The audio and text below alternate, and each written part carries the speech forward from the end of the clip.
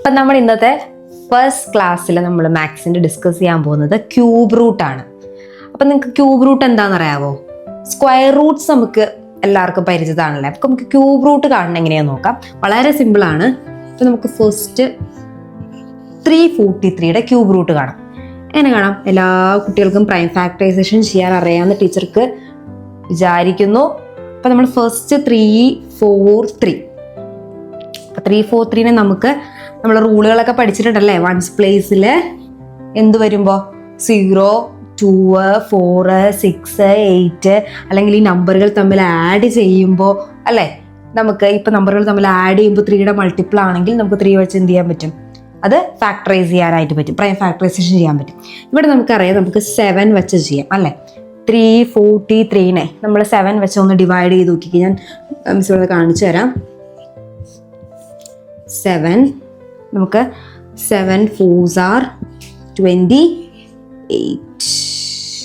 ബാക്കി എത്ര വരും നമുക്കിവിടെ?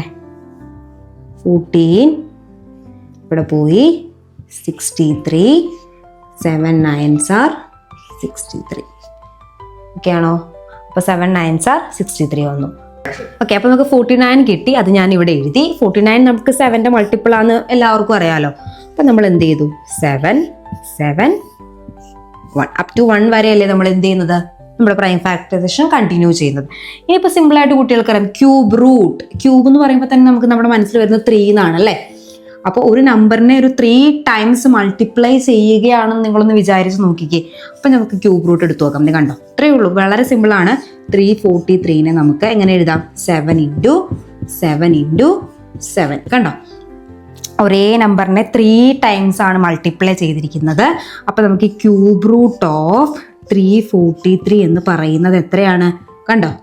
3 പ്രാവശ്യം 7നെ മൾട്ടിപ്ലൈ ചെയ്തിട്ടില്ലേ? അപ്പോൾ 7 ആയിരിക്കും എന്ത്? നമുക്കിതിനകത്ത് കോമൺ ആയിട്ട് എടുക്കാം അല്ലേ. 3 ടൈംസ് മൾട്ടിപ്ലൈ ചെയ്തിരിക്കുന്നത്. അപ്പോൾ 7 ആയിരിക്കും 343യുടെ ക്യൂബ് റൂട്ട്. അങ്ങനെ ഏത് നമ്പർ വേണമെങ്കിലും നിങ്ങൾക്ക് എന്ത് ചെയ്യാം? ഈ മെത്തേഡിൽ ചെയ്യാം. ഓക്കെ, അപ്പോൾ ഇതുപോലത്തെ ഇൻഫോർമേറ്റീവ് ആയിട്ടുള്ള വീഡിയോസ് നിങ്ങൾക്ക് വേണമെന്നുണ്ടെങ്കിൽ നിങ്ങൾ എൻ്റെ ചാനലൊന്ന് സബ്സ്ക്രൈബ് ചെയ്യുക, സപ്പോർട്ട് ചെയ്യുക.